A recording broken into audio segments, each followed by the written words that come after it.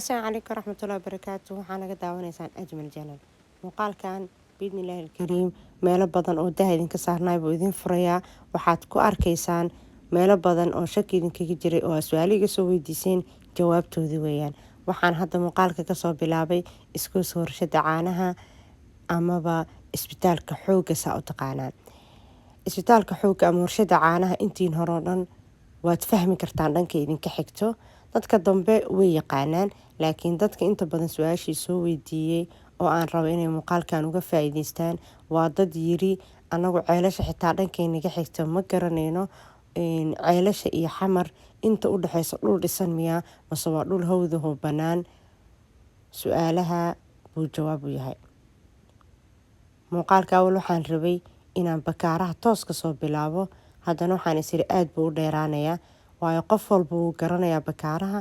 sidoo kale qof walba oo Soomaaliya joogi jiray amaba xitaa maqli jiray wuxuu kaloo fahmi karaa ama garan karaa jihada ay ka xigto warshada caanaha ama isbitaalka xoogga. almuhim wadadan dheer aan ku soconaynaa. hadda meesha aan marayno waa Dayniile amaba arkada Dayniilaan u dhownahay. arkada Dayniile ayada ma dhex gelin oo Dayniile looma marayo. waxaan aadaynaa dhankeena bidix. dhanka bidix waa wadada warshadaha. wadada warshadaha waxay kasoo bilaabataa X control Afgooye ilaa X control Balcad. waa wado isku xirta. wadada warshadaha haddaan idin sii fahansiiyo waxa weeyaan gaashaandhigga. sidoo kale gaashaandhiggana jihadu idinka xiga waa fahmi kartaan. wadada warshadaha X control Afgooye kasoo bilaabataa ilaa waxay socotaa X control Balcad. dhulkaaba isku xirtaa, waa wado aan kala go-aynin. hadda sidaan aan u soconno bay toos ugu soconaysaa gadaasha aan ka imaanay ilaa ay ka tagto X control Balcad. waa wado saa iskugu xiran muhiimna ah. almuhim nadaafadda waa ka hadalnay, mar walbana waan ka hadlaynaa. qof walbo ee Soomaali ah ee wadankiisa in yarba allah ka dhiga u damqanaya amaba xitaa diintiisa ilaashanaya oo ay ku jirto iimaan. meesha asaga hortiisa ah ama ganacsi ha ahaato ama guriguu degan yahay ha ahaado, ha nadiifiyo. nadaafad laguma dirinin inaad magaalada nadiifiso. qof walba oo idinka mida waxaa laga yaabaa inuu isleeyahay haddaad inta qaadato xaaqinkaga ama iskoobahaaga aada wadada nadiifiso ama lagu yiraahdaa wadada maa qandaraas kusoo qaadatay. waa sheeko dadku isweydiiyaanba. qofka xitaa niyad ahaan ay ka tahay wadankaaga u dadaal, u dhaqdhaqaaq oo nadaafadiisa ka qayb qaado, asagaa laga shakinaya. waxaa laleeyahay qofkan lacag buu soo qaatay ama lacagta ha lala cuno ama meesha ha laga celiyo, oo qashinkaaba la waardiyeysanaya sida dadka qaar ay leeyihiin ama fikradooda ay tahay. aniga laakiin waxaan u malaynayaa qof walbo hadduu xil iska saaro inta asaga ku hareereysan inay nadaafad daro dhan dhammaanayso, inaan la arki doonin wax nadaafad daro ah. haddaad hortaada nadiifiso, wadada inta adiga kugu aadan aada nadiifiso, qof walbana uu sidaa yeelo, maasha allah heerkaan rabnaan gaaraynaa. wadan walba shacabkiisa wuxuu qabta, shacabkiisa hormariya, shacabkiisa dadaala. dadaalka ay dadaalayaan ilaah wuu ku garab siinayaa. laakiin heerkan haddaan iska fadhino oo aanan dadaalin sideena ahaanayna.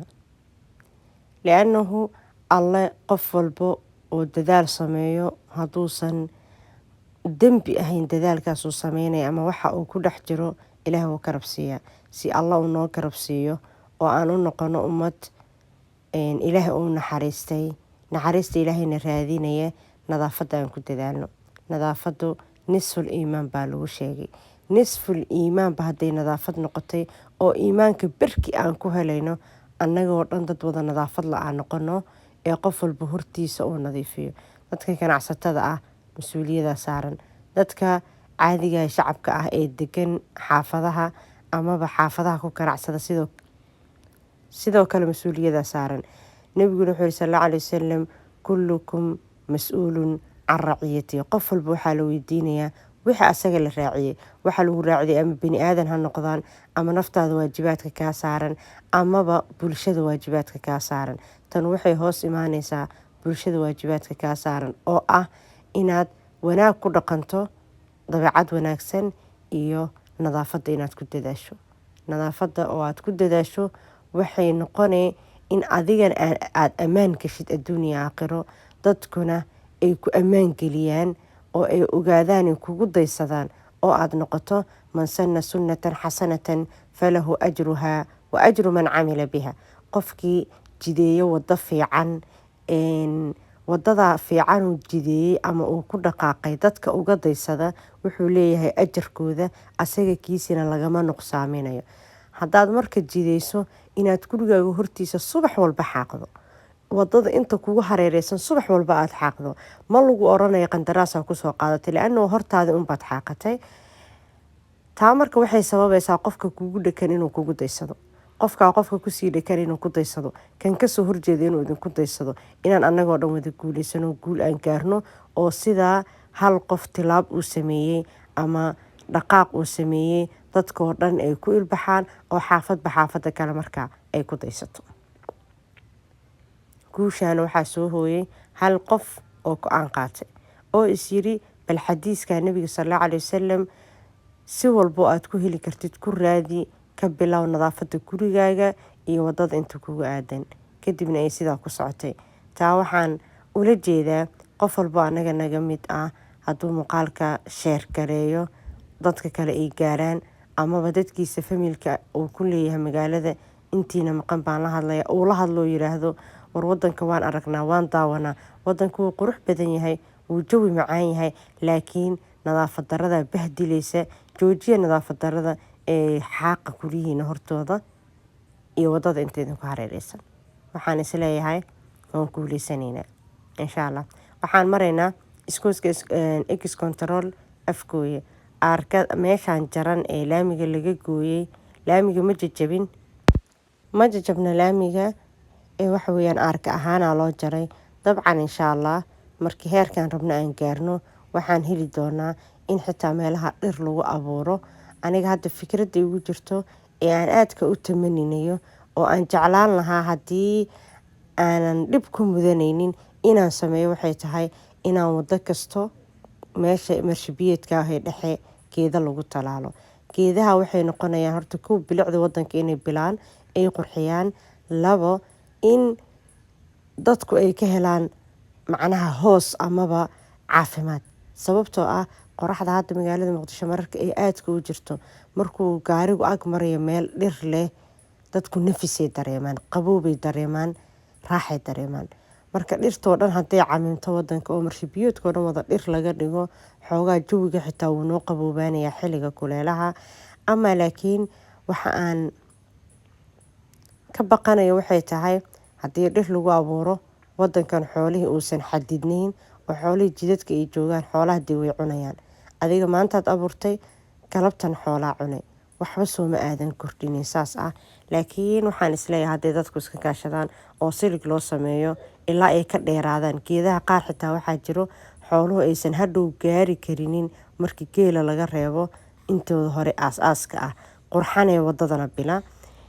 almuhim wadadii waxaan ku soconaa ex control afgooye kasoo bixaysay ee aadaysay afgooye. waad aragtaan muuqaalka meeshaan kasoo bilownay xero dowladeeday ahayd oo wuxuu nooga soo bilowday warshada caanaha ama isbitaalka xooga. intaa markii laga soo tago dayniile argadeeda ama wadada warshadihii muuqaalka intiisa deegaanka ah uu nooga bilowday ilaa hadda inuu dhulku wada deegaan yahay, isku xiran yahay, aynan jirinin meel bannaan ama goofihii bannaana ay aad taqaaniin. muhiimaduna ay ahayd inaad barataan ama aad aragtaan ama aad ogaataan meesha idinka jirto ceelasha biyaha. waad maqasheen dhulaad rabtaan inaad ka iibsataan, ku barta intay magaalada u jirto iyo magaalada say isugu xiran tahay. shukran lakum. muuqaalka waxaan usii deynayaa hawadiisa caadiga ah, waxaana rajaynayaa inuu aada idin qancin doono. sheergareeya, leegta saara, fikradihiini ducadiinan insha allah kommentiyada noogu soo qora. aad baad u mahadsantihiin.